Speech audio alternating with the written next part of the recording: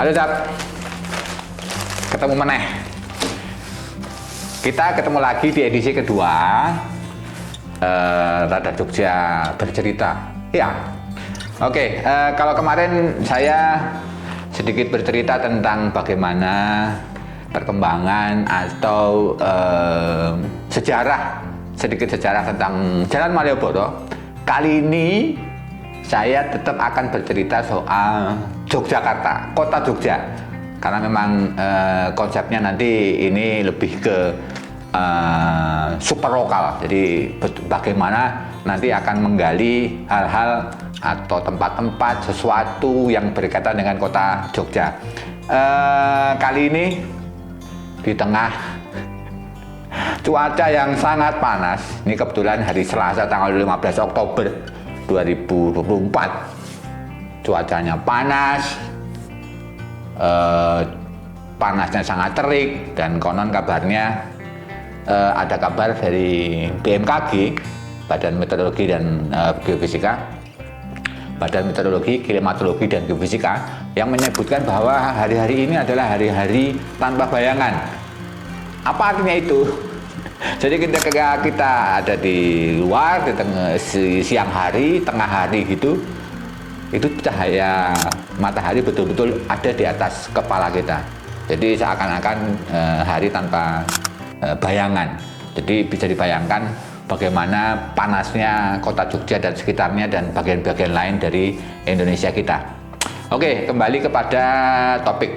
Ini sebelumnya saya tak ngopi sebentar, biar nggak terlalu haus, tidak terlalu ngelak kalau orang Jawa bilang. Jos. Jadi kembali ke topik yang ingin saya ceritakan. Jadi di kota Jogja, tepatnya di sebelah barat Stasiun Tugu. Ini kebiasaan orang Jogja ya. Jadi ngomongnya itu barat, selatan, timur, utara gitu ya. Nah, tapi kalau untuk teman-teman yang dari luar kota agar tahu ya, jadi dari Tugu Jogja ke arah Malioboro itu adalah ke arah selatan. Nah, nanti di situ akan ketemu persimpangan kereta api yang namanya persimpangan kereta api Stasiun Tugu, dan kita harus ke kiri karena itu satu arah. Ke kiri itu ke timur, nanti turun. Nah, di situ adalah ada underpass yang namanya Kleringan atau Jembatan Kewek. Nah, nanti kita putar balik naik ke arah Jalan Abu Bakar Ari. Nah, itu lurus atau arah ke barat ke arah Jalan Pasar Kembang. Banyak juga teman-teman yang tahu kan Jalan Pasar Kembang alias Sarkem. Ya, Sarkem itu juga sebuah nama yang cukup terkenal di Jogja, bagi yang tahu-tahu saja. Nanti kita cerita tentang Sarkem juga. Itu langsung lurus ke arah barat, lurus ya, nanti melewati peron selatan Stasiun Tugu Jogja, kemudian arah lurus terus, itu nanti jalannya agak turun ke bawah. Nah, di sebelah kanan itu ada wilayah yang namanya, dan orang-orang Jogja lebih kenal dengan sebutan Bong Suwung. Nah, beberapa hari yang lalu di Jawa Pos Radar Jogja juga itu diangkat pula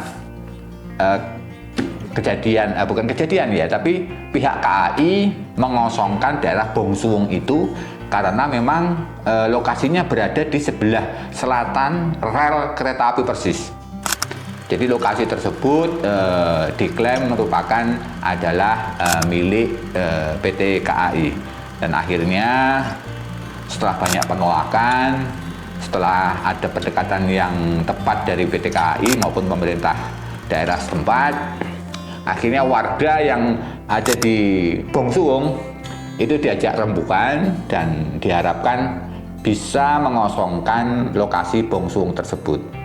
Ada ratusan jiwa yang harus meninggalkan daerah tersebut dan sudah diberikan ganti rugi untuk pembongkaran maupun ganti rugi yang lain, bangunan yang sudah terbangun di situ dan sebagainya. Dan sekarang area Bong Suwung, kalau teman-teman kebetulan naik kereta api bandara misalnya, atau dari arah barat, dari arah Bandung, Jakarta, masuk ke stasiun Tugu Jogja, arahkan pandangan ke arah kanan atau arah selatan, itu menjelang masuk stasiun Tugu, itu banyak bangunan-bangunan yang sudah dikosongkan. Diklaim itu adalah bangunan-bangunan yang tidak resmi atau ilegal. Nah, saya pengen cerita di sini. Saya kebetulan asli Jogja, bukan kota Jogja, tapi saya ada di Sleman, tapi mepet sama kota Jogja. Jadi bisa dikatakan saya orang Jogja coret lah, karena memang aslinya saya orang Sleman. Nah, saya dulu sekitar tahun 80 sampai tahun 90, tahun 90-an lah, ketika ya saya menginjak remaja lah. Zaman saya nakal-nakalnya mungkin ya waktu itu. Dan tetangga-tetangga saya yang banyak memberikan informasi bahwa di Bongsung itu, waktu itu ya, itu adalah sebuah red district. Red district itu kalau bisa dibahasa Indonesiakan itu adalah sebuah kawasan yang cukup kumuh, tanpa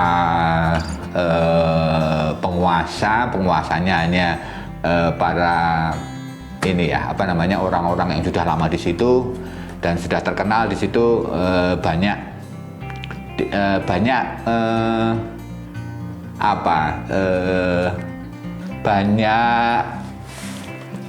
kejadian atau peristiwa yang sebenarnya itu peristiwa ilegal ya.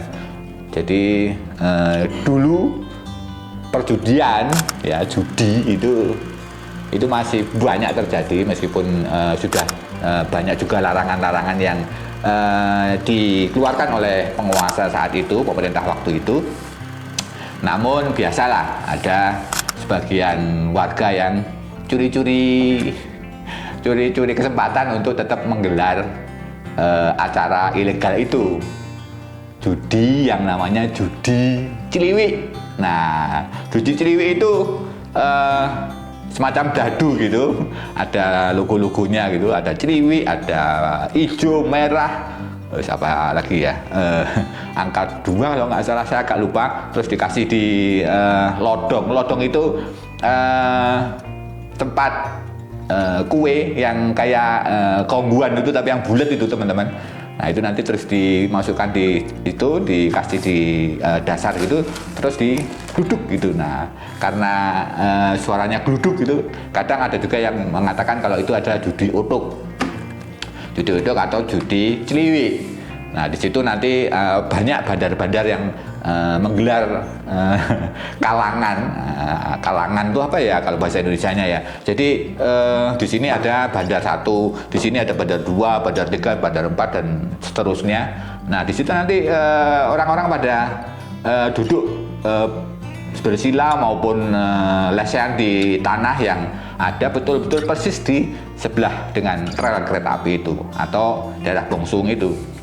Nah, para bandar-bandar judi Ciliwik ini seakan-akan tidak pernah tersentuh hukum, dan kebetulan saya juga beberapa kali masuk ke situ untuk membuktikan bahwa sebenarnya bermain sesuatu yang ilegal ini itu ternyata ada di kota Jogja waktu itu. Nah, seiring dengan adanya kegiatan ilegal itu, ternyata diikuti pula dengan adanya kegiatan-kegiatan ilegal yang lain, yakni adanya prostitusi ilegal. Jadi memang kalau saya disuruh untuk membuktikan memang susah sih. Bukti empiriknya seperti apa, datanya seperti apa, fotonya mana, itu memang susah. Tapi pada saat itu memang di sana memang ada kejadian seperti itu atau peristiwa yang ilegal seperti itu. Dan pada akhirnya semakin tahun semakin kesini, akhirnya pihak PT KAI menginginkan adanya perluasan emplasemen dari peron yang ada sekarang. Peron PT KAI atau stasiun Tugu saat ini itu sudah tidak bisa dibongkar atau diperluas karena memang dianggap dan dinilai sebagai bangunan cagar budaya. Dalam aturan hukum undang-undang bangunan cagar budaya itu tidak boleh diutak-utak, tidak boleh diganti menjadi gedung yang lebih modern, itu nggak bisa. Nah, salah satu cara, karena sekarang sudah sangat crowded ketika orang mau ke stasiun Tugu, kalau kereta jarak jauh itu kan lewat peron sebelah timur, emplasemen sebelah timur. Kalau mau ke naik kereta KRL maupun Pramek tujuan ke arah barat, ke arah Kutoarjo, kalau KRL ke arah Solo, Balapan dan seterusnya, itu harus lewat pintu selatan. Nah, itu karena kunjungan wisata domestik itu sangat banyak di Jogja, itu sering sekali orang ke stasiun Tugu naik ojek online atau taksi online dan menurunkannya di sebelah selatan, sisi selatan stasiun Tugu atau di jalan Pasar Kembang, dan akhirnya kemungkinan besar diputuskan akan dibangun sebuah emplasemen atau stasiun baru dari stasiun Tugu yang nantinya kemungkinan besar, karena belum ada kabar fix atau kabar pasti, yang akan dibangun di wilayah yang sekarang sudah dikosongkan ini atau wilayah Bongsuwung. Makanya Radar Jogja beberapa hari yang lalu mengangkat judul Bongsuwung, nasibmu sudah tidak ada lagi. Jadi teman-teman, di balik kemajuan sebuah kota menyimpan beberapa sejarah masa lalu yang mungkin kelam, dan semoga dengan adanya langkah-langkah ini bisa menjadikan kota Jogja semakin banyak dikunjungi dan tidak se-crowded sekarang kalau memakai transportasi kereta api. Kayaknya gitu dulu cerita kali ini. Nanti kita cerita yang lain, misalnya cerita yang kampung di sebelah selatannya stasiun Tugu. Oke teman-teman, sampai berjumpa lagi di episode selanjutnya. Kita ngopi dan melanjutkan membaca lagi Radar Jogja.